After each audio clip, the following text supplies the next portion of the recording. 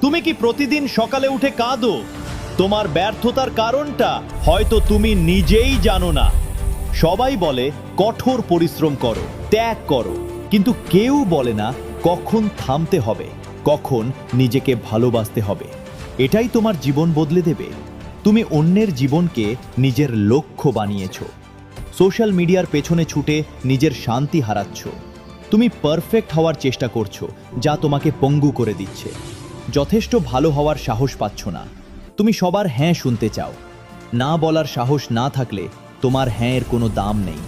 তুমি কেবল ফল খুঁজছ, প্রক্রিয়াকে নয়। বীজ না বুনলে কি ফল পাবে? এত বোকা তুমি নও। তুমি মনে করছো ত্যাগ মানে কষ্ট। না, ত্যাগ মানে অপ্রয়োজনীয় জিনিস বাদ দিয়ে নিজের লক্ষ্যে ফোকাস করা। তোমার জীবনটা সিনেমা নয় যেখানে অলৌকিক ঘটনা ঘটবে। তোমার জীবন তোমার হাতের মুঠোয়। এই মুহূর্তে বদলাও। মনে রেখো, হেরে যাওয়াটা শেষ নয়, হেরে গিয়ে থেমে থাকাটাই শেষ। তুমি হারার জন্য জন্ম নাওনি,